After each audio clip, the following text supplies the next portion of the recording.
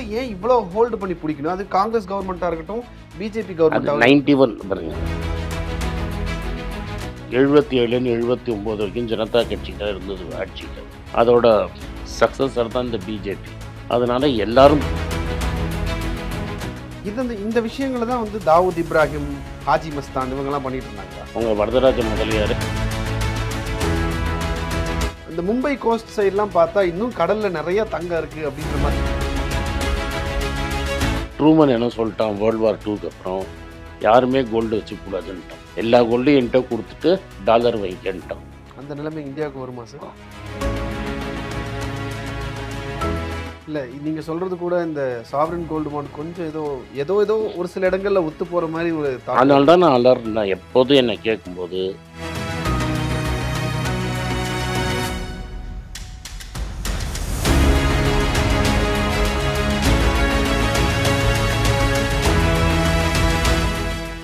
தங்கம் கடத்தல் தொடர்ந்து அதிகரிச்சுக்கிட்டே இருக்குது. இந்த சூழ்நிலையில் தங்கம் கடத்தல் ஏன் அதிகரிக்குது? அதிகரிக்கிறதுக்கான முக்கிய காரணம் என்ன? தங்கத்து மேலே ஏன் இம்போர்ட் டேக்ஸ் போடுறாங்க? கவர்மெண்ட் எதுக்காக இந்த இம்போர்ட் டேக்ஸ் போட்டு மக்களை தங்கம் கடத்தக்கூடிய ஒரு சூழ்நிலைக்கு தள்ளுறாங்களா? இல்லை இம்போர்ட் டேக்ஸ் அப்படிங்கிறது போடுறது கரெக்டான விஷயம்தானா? தங்கம் டாலருக்கு ஈக்குவலாக எப்படி இருக்குது? ஏன் டாலரை நம்ம தூக்கி வச்சு கொண்டாடுறோம், தங்கத்தை ஒரு இன்டர்நேஷ்னல் கரன்சியாக நம்ம பார்க்கறது இல்லை? தங்கத்தை பொதுவாக நம்ம இன்டர்நேஷ்னல் கரன்சின்னு சொல்கிறோம், ஆனால் டாலரை தான் நம்ம ஒரு இன்டர்நேஷ்னல் கரன்சியாக நம்ம பொதுவாக யூஸ் பண்ணிகிட்டு இருக்கோம். அதுக்கெல்லாம் என்ன காரணம் அப்படிங்கிறது குறித்து இந்த பாட்காஸ்ட்டில் நம்ம விவாதிக்க போகிறோம் ஆனந்த் சார் கிட்ட. வணக்கம் சார். வணக்கம்ப்பா சார். ஏன் தங்கத்தை கடத்துறாங்க? ஏன்னா ஒரு தங்கம் வந்து துபாய்னு வச்சுக்கோங்களேன், அங்கே வந்து மார்க்கெட் ப்ரைஸ் என்னவோ அந்த ப்ரைஸுக்கு கிடைக்கும். தங்கத்து மேலே டேக்ஸ் கிடையாது. அங்கே வேட்டுன்னு ஒன்று போடுவாங்க. நீங்கள் துபாய் விட்டு வெளில வந்துட்டீங்கன்னா அந்த வேட்டில் முக்கால்வாசி பணம் திரும்பி வந்துடும். ஏர்போர்ட்லேயே வாங்கிக்கலாம். ஏர்போர்ட்லேயே நீங்கள் வாங்கிக்கலாம். அங்கேயும் அந்த வேட் இல்லாமையும் வாங்க முடியும். அண்டு நீங்கள் வந்து அப்படியே தங்கம், நீங்கள் துபாயில் சூக்குக்கு போயிருக்கீங்கன்னா அப்படியே தங்கம் கொட்டி கிடக்கும். ஸோ அவ்வளோ தங்கத்தை நீங்கள் வந்து அப்படியே தகர்த்து போயிடுவீங்க. தங்கம் அப்படியே கொட்டி கிடக்கும். ஸோ அங்கேத்துக்கும் இங்கேத்துக்கும் தங்கம் வந்து இப்போ நான் ரேட்டு பார்க்கல, 200லேருந்து 300 வரைக்கும் ஒரு கிராமுக்கு டிஃப்ரென்ஸ் இருக்கும். ஸோ 1 கிலோங்கிறது நீங்கள் ஈஸியாக கையில் தூக்கிட்டு வந்துடலாம். 1 கிராமுக்கு 200லேருந்து 300 உங்களுக்கு வித்தியாசம் கிடச்சிதுன்னா 1 கிலோவுக்கு வந்து உங்களுக்கு 3 லட்ச ரூபா வருது. ஸோ நீங்கள் வந்து ஒரு இப்போ ரீசெண்டாக நடந்த கடத்தலில் சொல்கிறாங்க 14 கிலோன்னா 14-15 லட்ச ரூபா டிஃப்ரென்ஸ் இருக்கும். அதுக்கு மேலேயே இருக்கும், 20-25 லட்ச ரூபா டிஃப்ரென்ஸ் இருக்கும். ஒரு கிலோக்கு 1 கிலோவுக்கு 2.5 லட்சம் 2 லட்ச ரூபா வித்தியாசம் இருக்கும். ஸோ என்னால் வந்து ஒரு 2 கிலோ என்னால் கஸ்டம்ஸ் வழியாக கொண்டு வர முடியும்னா என்னால் எனக்கு வந்து ஒரு 4 லட்ச ரூபா கிடைக்கும். இந்தியாவில் வந்து 12 லட்ச ரூபாய்க்கு மேலே சம்பாதிக்கிறவங்கள 1 கோடி பேர் தான் மேக்ஸிமம்.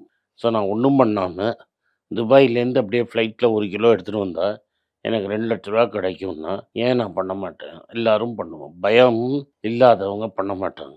என்னை பொறுத்த வரைக்கும் இதுக்கு முன்னாடி எனக்கு கஸ்டம்ஸில் ஒரு ஃப்ரெண்ட் இருந்தார். அவர் என்ன சொல்கிறார், படித்த டாக்டர், இது மாதிரி பெரிய பெரிய மனுஷங்க எல்லாமே ஷூவில் எடுத்துன்னு வருவாங்க, உடம்புல ஒழிச்சு எடுத்துன்னு வருவாங்க. அவங்களுக்கெல்லாம் என்ன பண்ணுவாங்க, ஒரு ஜாலி ட்ரிப் மாதிரி இவங்க கொடுத்துருவாங்க. தட் இஸ் இவங்களுக்கு எல்லாம் அந்த தாய்லாண்ட் ட்ரிப்பையே என்ஜாய் பண்ணுறது, அங்கே இருக்கிற பல விஷயங்கள் அதுக்குன்னே என்டர்டெயின்மெண்ட்டுக்கு ஒன்று இருக்குது. அவங்களுக்கு வந்து திரும்பி வரைச்ச 1 கிலோ 2 கிலோ விட்டு இங்கே வாங்கிடுவாங்க. நார்மலாக டாக்டர் இது மாதிரி ஆளெல்லாம் ஸ்மகிள் பண்ண மாட்டான்னு விட்டுருவாங்க. ஸோ இது வந்து ஒரு பெரிய தொழில். இது வந்து 1 வருஷத்துக்கு முன்னாடி இன்னும் பெருசாக இருந்தது. ஏன்னா டேக்ஸ் டிஃப்ரென்ஸ் இன்னும் ஜாஸ்தியாக இருந்தது. 1 கிலோவுக்கு 4-5 லட்சம் 3-4 லட்ச ரூபா பண்ணிட்டு இருந்தாங்க. இப்போ 1லேருந்து 2 லட்ச ரூபா வருது. அப்போ 4 லட்ச ரூபா வரைக்கும் சம்பாதிச்சுருந்தாங்க. அண்ட் இது வெறும் உங்களுக்கு தெரிஞ்ச இந்த ரூட்டு. ஒரு வாட்டி பத்தான்கோட்டில் டெரரிஸ்ட் அட்டாக் பண்ணாங்கன்னு நம்ம பார்த்தோம் ஒரு 5 வருஷத்துக்கு முன்னாடி. ஆக்சுவலாக அங்கே நடந்தது என்னென்னா, பாகிஸ்தான் ரேஞ்சர்ஸுக்கும் இந்தியன் பிஎஸ்எஃப்க்குமே ஒரு அரேஞ்ச்மெண்ட்டு. நைட்டில் வந்து ஒரு 2 மணி 1 மணி நேரத்துக்கு அவனும் ஆஃப் பண்ணுவான், இவனும் ஆஃப் பண்ணிவிடுவான். அப்போ ஸ்மக்லர்ஸ் கொண்டு வந்துடுவாங்க. இன்ஃபேக்ட் அந்த டைமில் வந்து ஒரு எஸ்பி ரேங்கோட வந்து ஒரு ஜுவல்லர் சுற்றின்னு இருந்தான். ஏன்னா பாகிஸ்தான்லேருந்து கோல்டு உள்ளே வரதா இருந்தது. பட் பாகிஸ்தான்காரன் என்ன பண்ணால் அங்கேயும் நம்மளை டபுள் கிராஸ் பண்ணி கோல்டுக்கு பதிலாக ஒரு 5 டெரரிஸ்ட்டை உள்ளே விட்டான். ஸோ இதுலேருந்து நீங்கள் துபாய், ஸ்ரீலங்கா, பங்களாதேஷ், இப்போ நீங்கள் வந்து இந்த நார்த் ஈஸ்டில் இருந்தீங்கன்னு வைங்க, மேகாலயா அங்கெல்லாம் இருந்தீங்கன்னா ஆட்டோமேட்டிக்காக உங்களுக்கு என்ன தெரியும்னா, தங்கம் வந்து பங்களாதேஷ்லேருந்து தான் வரும். யாரும் இந்த ஊர் தங்கத்தை வாங்கவே மாட்டாங்க. ஸோ பங்களாதேஷ், நேபாள், ஸ்ரீலங்கா, இப்போ தோனியில் கடலில் தங்கம் வந்ததுன்னா பிடிக்கிறதெல்லாம் கஷ்டம். ம். அதனால ஒரு 20லேருந்து 30 டன் தங்கம் நம்ம வாங்கிட்டு இருந்தோம்னு வைங்க. 340 டன் 1:1 மினிமம் 1:1 நம்ம ஸ்மக்லிங் நடந்துட்டு இருந்தது. இப்போ 100 டன் நம்ம வாங்கி இம்போர்ட் பண்ணோம்னா 100 டன் ஸ்மகிள்டாக தான் வரும். நீங்கள் இது மாதிரி ஒரு ஆர்டிஃபிஷியல் ப்ரைஸ் டிஃப்ரென்ஸ் கிரியேட் பண்ணிங்கன்னா மக்கள் விடமாட்டாங்க, எப்படியாவது எடுப்பாங்க. அது உங்களை பொறுத்த வரைக்கும், இந்தியாவை பொறுத்த வரைக்கும் அது ஸ்மக்லிங்காக இருக்கும். துபாயில், ஸ்ரீலங்காலாம் அது லெஜிட்டிமேட் பிஸ்னஸ். பிசினஸ். ஓகே. நான் தங்கத்தை வாங்கி அனுப்புகிறேன். பார்டரை கிராஸ் பண்ணுறவன் தான் திருடன். நான் உனக்கு அங்கே விற்றேன்னா அது வந்து லெஜிட்டிமேட் பிஸ்னஸ். இது ஒன்று. ரெண்டாவது, இந்தியாவிலேருந்து பணம் வெளியில் இவங்க எஸ்பெஷலி இந்த எல்ஆர்எஸ் லிபரலைஸ்ட் ரெமிட்டன்ஸ் ஸ்கீம்னு ஒன்று இருந்தது, இன்னும் இருக்குது. ம். $250,000 வரைக்கும் நீங்கள் ஒரு வருஷத்துக்கு ஒருத்தர் எடுத்துன்னு போகலாம் இந்தியா விட்டு. அதுக்கு தேவையில்லாமல் 5% டேக்ஸு, 20% டேக்ஸ்னு அம்மையார் போட்டாங்க. ஸோ இதனால் என்ன ஆயிடுச்சுன்னா ஹவாலா பணம் வந்துடுச்சு. மன்மோகன் சிங் காலத்தில் ஹவாலா முடிஞ்சுது. 94 95 ஹவாலா முடிஞ்சுது. அதாவது பிளாக் மார்க்கெட்டில் போய் நீங்கள் வந்து டாலர் வாங்க வேண்டாம்னு ஒரு நிலைமை இருந்தது. ஓகே. இந்த எல்ஆர்எஸ் ஸ்கீம் போட்டதுலேருந்து நாங்கள் பர்பா பஜார்லேயே வந்து ஒரு அன்அஃபிஷியல் டாலர் மார்க்கெட் இருக்குது. நீங்கள் இப்போ இந்த திராம் வேணும்னா நான் இங்கே ரூபா நோட்டு கொடுத்தா அவன் திராம் கொடுத்துருவான். இது சில்லற அமௌண்ட்டுக்கு கம்மியான brokerage-ல. கம்மியான brokerage கொஞ்சம் ஜாஸ்தியாக இருக்கட்டும், ஏன்னா ரெக்கார்டு இல்லாமல் வரும் இல்லையா. Okay, okay. இப்போ இன்னும் என்ன பண்ணுவாங்கன்னா ஹவாலான்னு ஒன்று இருக்குது. ம். நீங்கள் இந்த பாரிஸ் ஹால்லலாம் உங்களுக்கு கரெக்டான புரோக்கர் தெரியுங்கன்னா நீங்கள் ஒரு 25 லட்ச ரூபாய் இங்கே கொடுத்தீங்கன்னா அடுத்த நிமிஷமே உங்களுக்கு வந்து துபாயில் ஒருத்தர் 25 லட்ச ரூபாய்க்கு திராம் வாங்கிக்கலாம். ஓகே. இங்கே அவன் 25,000 ரூபாய்க்கு பணம் வாங்கிடுவான். சிவாஜி 25 படத்துல காட்டுற மாதிரி. சிவாஜி படம் மாதிரியே தான். இங்கே இப்போ 23 லட்ச ரூபாங்கிறது அங்கே 1 லட்ச ரூபா, 1 லட்சம் திரம். இங்கே நீங்கள் 23 லட்ச ரூபா கொடுத்தீங்கன்னா அங்கே 1 லட்சம் திரம் ஆகிடும். ரைட்டா? இப்போ உங்களுக்கு பிளாக்கு அந்த ஊருக்கு போயிடுச்சு. ஆமாம். அங்கேருந்து திரும்பி கொண்டு வரணும்னா நீங்கள் தங்கமாக கொண்டு வந்துடலாம். ஓகே. சார், இப்போ இந்த விஷயங்களை தான் வந்து தாவூத் இப்ராஹிம், ஹாஜி மஸ்தான் இவங்கெல்லாம் பண்ணிட்டு இருந்தாங்களா? உங்கள் வரதராஜ முதலியாரே இதான் பண்ணிட்டு இருந்தார். ஓகே. ஆனா இப்போ இந்த மும்பை கோஸ்ட் சைட்லாம் பார்த்தா இன்னும் கடல்ல நிறைய தங்கம் இருக்கு அப்படின்ற மாதிரி. அலஞ்சுமா 1991 சர்தார்ஜி 91 ஆரம்பிச்சு ம். 92 93 நான் மறந்துட்டேன். ஐ திங்க் 92 93ல் ஒரு ஆளும் வந்து 10% டியூட்டி கட்டி 5 கிலோ தங்கம் கொண்டு வரலான்னு ஒரு ரூல் பாஸ் பண்ணாங்க. ஆமாம். ஸோ 10% டேக்ஸ் கட்டி நீங்கள் 5 கிலோ தங்கம் வாங்கலாம்னு. அதுக்கு முன்னாடி தங்கம் 92 அதுக்கு முன்னாடி தங்கமே நீங்கள் கொண்டு வர முடியாது இந்தியாவுக்கு.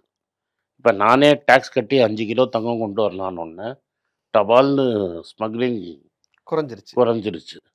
அதுக்கப்புறம் ப்ரோக்ரெசிவ் கவர்மெண்ட் என்ன பண்ணிகிட்டே பண்ணாங்க, அந்த 10% 0% ஆக்கிட்டாங்க. ஸோ 2013 வரைக்கும் 96 97 0 ஆச்சு.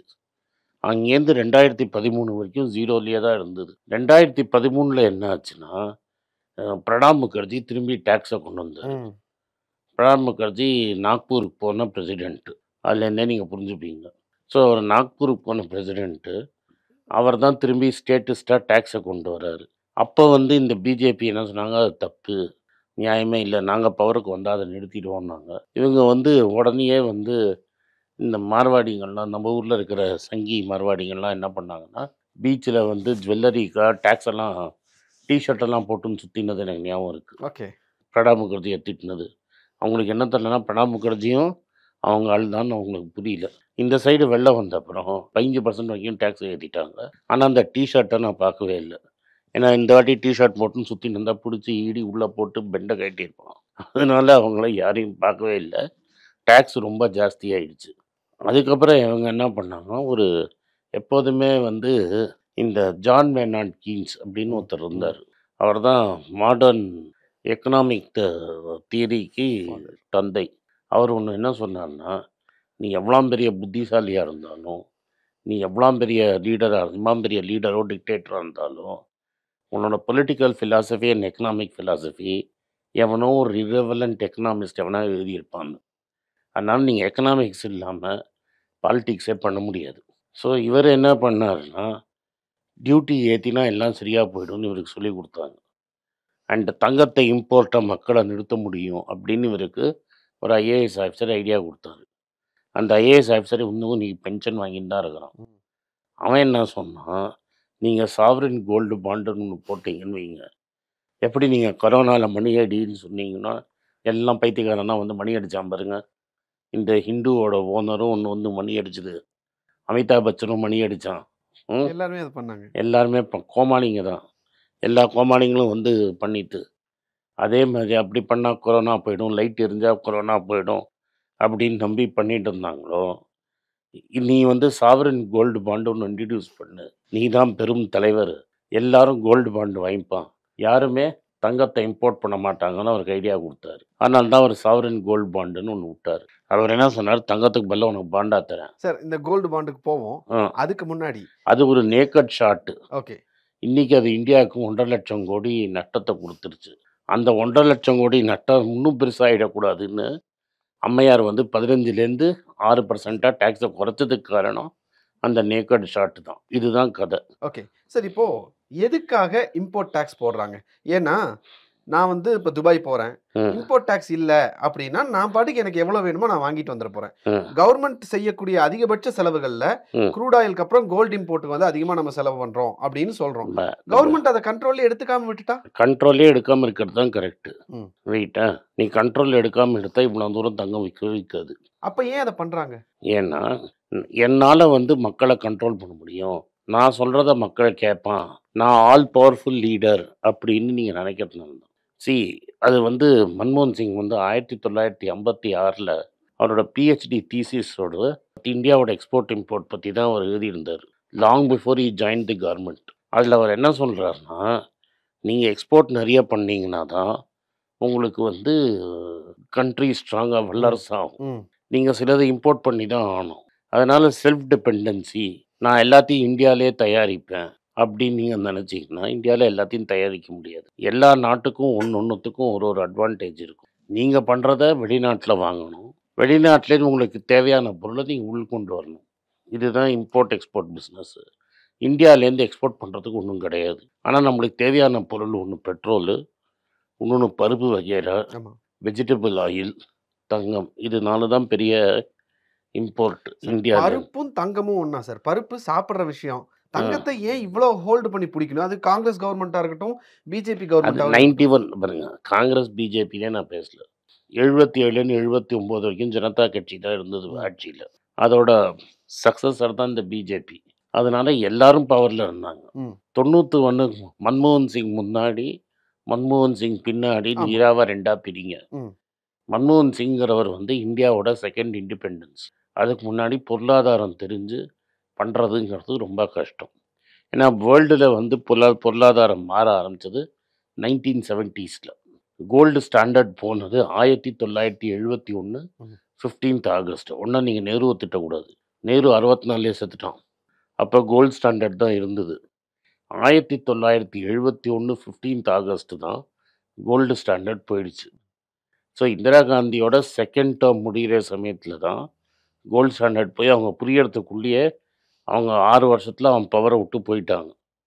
ஸோ ஜனதா, இந்திரா காந்தி, ஜனதா, ராஜீவ் காந்தி, நரசிம்மராவ், இந்த 71 to 92 பீரியடு தான் நீங்கள் ஏன்னு பார்க்கணும். 72 to 92 நம்ம ஊரில் எதை எடுத்தாலும் நேருவை திட்டுற பழக்கம் உண்டு.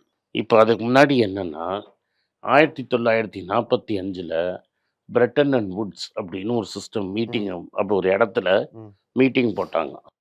அந்த மீட்டிங்கில் என்ன டிசைட் பண்ணாங்கன்னா, உலகம் எப்படி ட்ரேடு பண்ணும், ஒரு நாடுக்கும் இன்னொரு நாட்டுக்கும் எப்படி ட்ரேடு பண்ணும். அதில் இந்த கீன்ஸ் பார்ட்டிசிபேட் பண்ணுறாரு. கீன்ஸ் என்ன சொல்கிறாருன்னா, நம்ம ஊர்லேருந்து சண்முகம் ஷெட்டியும் ஒருத்தர் போகிறார், அவர் தான் வந்து நம்மளுக்கு பின்னாடி ஃபைனான்ஸ் மினிஸ்டர் ஆகிறார். கரெக்ட். ஆர்கே சண்முகம் ஜெட்டின்னு ஒருத்தர் போகிறார், first finance minister. Minister of India.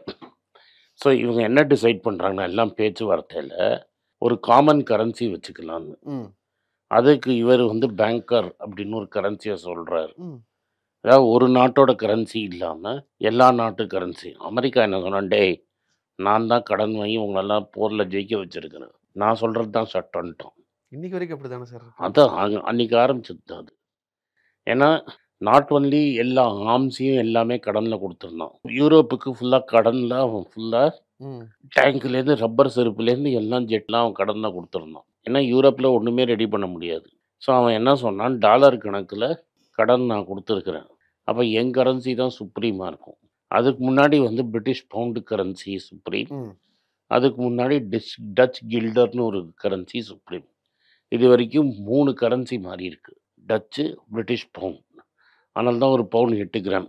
உங்கள் ஊரில் மெஷர் பண்ணுறீங்கல்ல, ஒரு பவுன் 8 கிராம். அதான் அந்த பிரிட்டிஷ் பவுண்ட். அதுக்கப்புறம் வந்தது யுஎஸ் டாலர். இப்போ இவங்கெல்லாம் என்ன சொன்னாங்க, ஒரு ஃபிக்ஸ்டு கரன்சி வச்சுக்கலாம், ஃப்ளோட்டிங் கரன்சி கிடையாதுன்னு. அப்போ அவர் என்ன சொன்னான்னா, அமெரிக்கா நீங்கள்லாம் டிசைட் பண்ணுங்க, எந்தெந்த ரேட்டில் கரன்சியை என்னோட ஃபிக்ஸ் பண்ணுறதுன்னு. என்கிட்ட கொண்டு வந்து டாலரை கொடுத்தீங்கன்னா நான் தங்கமாக மாற்றி கொடுத்துருவேன்ட்டோம். ஓகே. நீங்க குடுக்குற டாலருக்கு நான் தங்கமா குடுத்துருவேன். கொடுப்பேன்.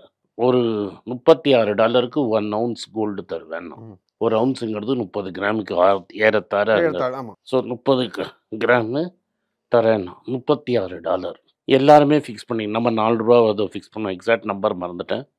₹4 ஃபிக்ஸ் பண்ணோம். இது ஒரு அன்ரியலிஸ்டிக் லெவல். நீங்கள் வந்து இது என்ன தப்புனா, நீங்கள் கரன்சியை வந்து ஒரு ப்ராப்பர்ட்டி மாதிரி, ஒரு சொத்து மாதிரி ஃபிக்ஸ் பண்ணுறீங்க. கரன்சிங்கிறது சொத்து கிடையாது. கரன்சிங்கிறது ஒரு மீடியம் ஆஃப் அக்கௌண்ட்டு. கணக்கு வச்சுக்கிற ஒரு கரெக்ட். ஒரு அக்கௌண்ட் யூனிட்டு. அது மேலேயும் போகும், கீழேயும் வரும். Depending on the strength of your economy, ம்.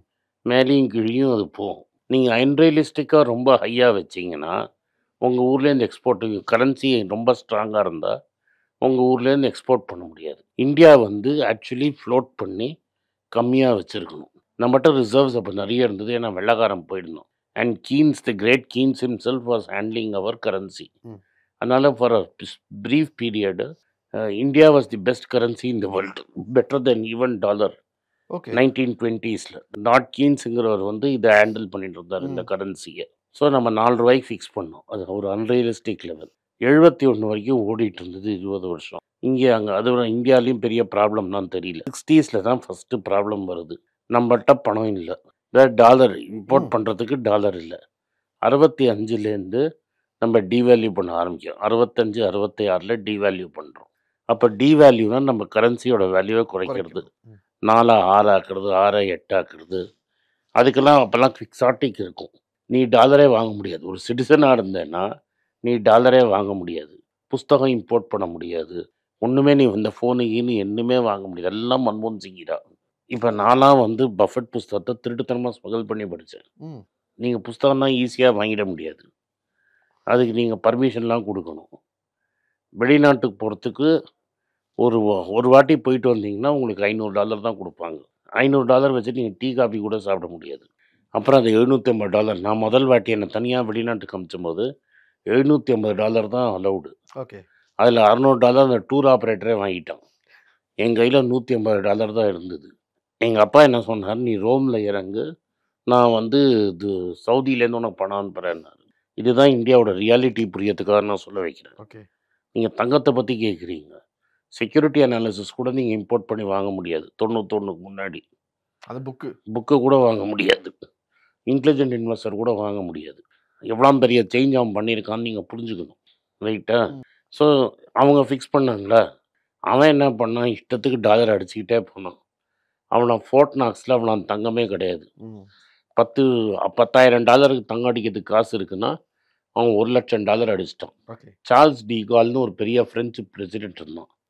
அவன் தான் முதல்ல என்ன சொன்னான், நான் அவனை டாலர் தரேன், என் தங்கத்தை எடுன்னு ஆரம்பித்தான். உடனே டென்ஷனாக இவங்க என்ன சொன்னாங்க, நிக்சன் ஒரு பிரசிடென்ட் இருந்தான்.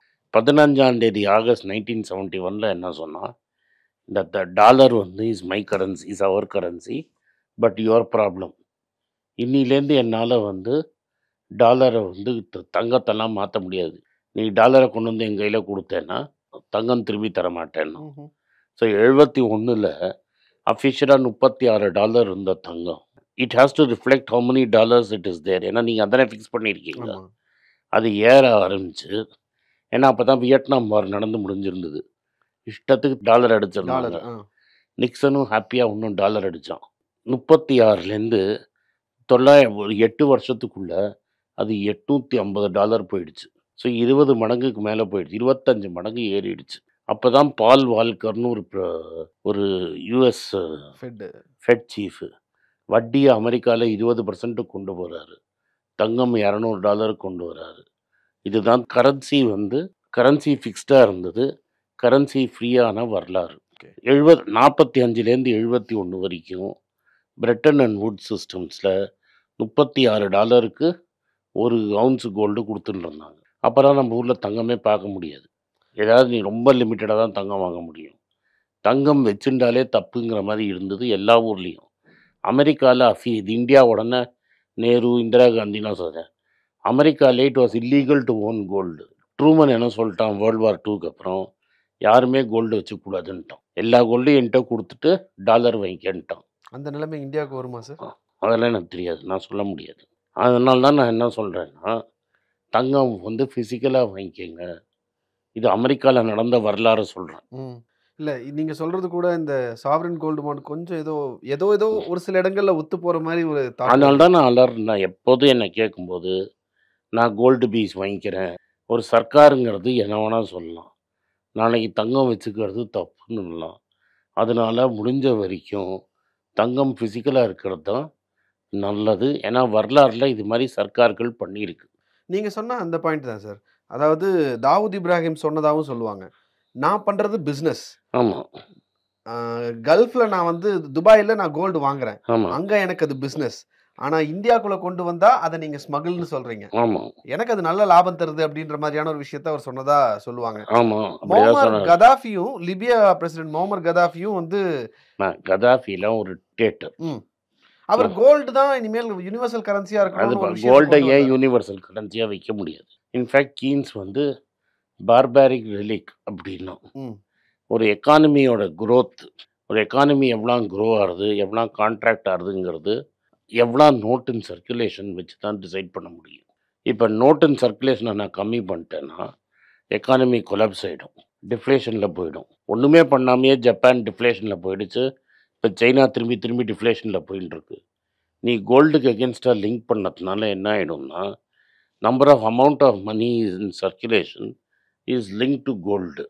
ஸோ இப்போ என்னால் பிரிண்ட் பண்ணுற கெப்பாசிட்டி என்கிட்ட பிடிக்கிட்டேன்னு வையே, என்கிட்ட கோல்டு இல்லைன்னா நான் நோட்டே அடிக்க முடியாது. நோட் அடிக்கலைன்னா சர்க்குலேஷனே வராது. சர்க்குலேஷன் இல்லைன்னா எக்கானமியே ஓடாது. ஒரு காலத்தில் 200 வருஷத்துக்கு முன்னாடி நீ சொன்னது correct, when there was no sophistication. இப்போ சஃபஸ்டிகேஷன் வந்துடுச்சு. ஆனால் என்னென்னா அந்த பிரிண்டிங் ப்ரெஸ் யார் கண்ட்ரோலில் இருக்கணும் அப்படிங்கிறது முக்கியம். இப்போ இதி அமீனோட படம் ஒன்று வந்து ரைஸ் அண்ட் ஃபால் ஆஃப் இதி அமீன்னு ஒன்று இருக்குது. அதில் வந்து இப்போ நோட்டா அடிடாம்மா, ரிசர்வ் பேங்க் முடியாதும்மா, டபால்னு ஒன்று சுட்டுருவான். அடுத்த ஆள்கிட்ட சொல்லுவான் வில்லியோ பிரிண்ட்லாம் எஸ்ம்மா. நீ பிரிண்ட் அடிக்கலாம், அந்த உகாண்டன் கரன்சி அவன் வாங்குறது. இப்போ இந்தியாவிலேயே நீங்கள் நோட் அடிக்கலாம். நம்ம ஆள் வந்து இந்தியா டாலரைசேஷன் ரூபா எல்லா ஊர்லேயும் வாங்கிப்பாங்கன்னு. இங்கேருந்து நீ துபாய் போயிட்டேன்னு வையி, ரூபாவை இன்னொரு இந்தியன் தான் வாங்குவான், இல்லை எக்ஸ்சேஞ்சில் வாங்கிப்பான். வேறு யாரும் ரூபாவை வாங்க மாட்டாங்க. ரூபாவை கரன்சின்னு கொடுத்தனா உதப்பான். அந்த ஊர் கரன்சி தான் அந்த ஊரில் ஓடும். ஒரே ஒரு யூனிவர்சல் கரன்சி தான் டாலர் தான். ஏன்னா அது 1945 எல்லாரும் ஒப்பந்தம் போட்டிருக்கோம். அதனால் நான் டீடாலரைஸ் பண்ணுவேன்னு சொல்கிறவன்னா ஏதாவது முட்டாள்தனமாக பேசுது. ஹிஸ்ட்ரியில் 3 வாட்டி மாறி இருக்கு. ஹாலண்டு தான் ஃபஸ்ட்டு குளோபல் கரன்சி, கில்டர்னு ஒன்று இருந்தது. அதுக்கு அடுத்த குளோபல் கரன்சி பிரிட்டிஷ் பவுண்டு, இப்போ டாலர். நீங்கள் நிறைய பேர் என்ன சொல்கிறாங்க, டாலர் வந்து கரன்சி ஓவர், இனிமேல் டாலர் வராதுன்னு. டாலருக்கு ரீப்ளேஸ்மெண்ட் என்ன? அந்த கரன்சியை எல்லாரும் நம்பணும். நாங்கள் தான் டீடாலரைஸ் பண்ணுறோன்னா அதுக்கும் விட மாட்டேங்கிறீங்க. டீடாலரைஸ் பண்ணால் ஒன்று கரன்சி எவன் வாங்குவான்? இப்போ ரஷ்யாவுக்கு வந்து ரூபாவில் கச்சா எண்ணெய் சப்ளை பண்ணுறேன்னா நீ பாட்டுக்கு எண்ணெயை வாங்கி யூஸ் பண்ணிட்ட, அவன்கிட்ட ரூபாவாக கிடக்கு. அந்த ரூபாய்க்கு எந்த யூஸும் இல்லாமல் உன்னோட கடன் பத்திரத்தை வாங்கி உட்காந்துன்னு இருக்கிறான் அவன். பாஸ் நீங்கள் என்ன புரிஞ்சுக்கணும்னா, ரூபாவை வாங்கிப்பான், அந்த ரூபாவுக்கு அவனுக்கு தேவையான பொருள் ஏதாவது நீ ஒன்ட்ட வாங்குற மாதிரி இருக்கணும்ல. ஆனால் தான் சொல்கிறேன், இந்தியாவிலேருந்து எக்ஸ்போர்ட் பண்ணணும். இந்தியாவில் எக்ஸ்போர்ட் பண்ணுற மாதிரி பொருள் ஒன்றும் கிடையாது. இதே டாலர் வச்சு நான் அமெரிக்காட்ட தான் வாங்கணும்னு அவசியம் கிடையாது. டாலரை வச்சு நான் எங்கே வேணால் வாங்கிக்கலாம். இப்போ ரஷ்யாக்காரன் $10 வாங்கிட்டு எண்ணெயை கொடுத்துட்டு 300 வேணுங்கிற ஊருக்கு போய் அவனுக்கு வேணுங்கிற ப்ராடக்டாக வாங்கிக்கலாம். புரியுதுங்களா? So unless you become a strong exporting nation, உங்கள் டாலருக்கு டீடாலரைசேஷன் நடக்காது. அப்போ நீங்கள் என்ன கேட்பீங்கன்னா, சைனா ஒரு ஸ்ட்ராங் எக்ஸ்போர்ட்டிங் கண்ட்ரி, ஏன் யுவான் வரணும்? சைனா வந்து ஒரு authoritarian dictatorship. Communism is nothing but dictatorship. இதை நான் பல தடவை சொல்லியிருக்கிறேன். ரைட்டா? ரைட். மாவும் ஸ்டாலினும் சாவடிச்ச லெவல்ல ஹிட்லர் கூட யோசிச்சு கூட பார்க்கல அவ்வளோ பேரை சாவடிச்சது. அது மாதிரி தான் ஜி ஜின்பிங். ட்ரம்ப்பை நீ கேள்வியாவது கேட்கலாம். ஜி ஜின்பிங்கை கேள்வி கேட்டால் சுட்டுருவான். அதனால சைனாக்காரனே அவன் கரன்சியை நம்பாத போது டாரிஃப் போட்டதுக்கே சண்டைக்கு வரியான்னு கேட்டாரு. அதான் நான் சொல்கிறேங்க. ஸோ அப்படி கிடையாது. சைனாக்காரனே பணத்தை வந்து வெளிநாட்டுக்கு கொண்டு போகிறான். அதுக்கு தான் பிட்காயின் யூஸ் பண்ணிட்டு இருக்கான்.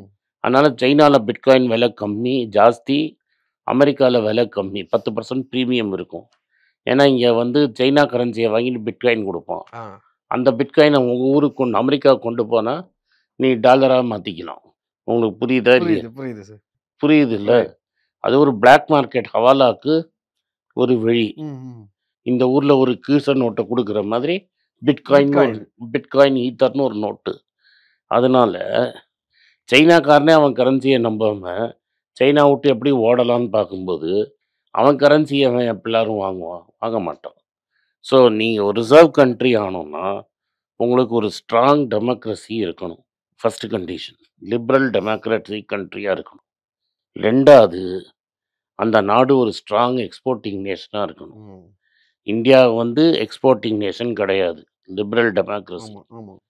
சைனா வந்து எக்ஸ்போர்ட்டிங் நேஷன், ஆனால் ஒரு ஆட்டோக்ராட்டிக் கண்ட்ரி. இவங்க 2 பேரும் ஆக முடியாது.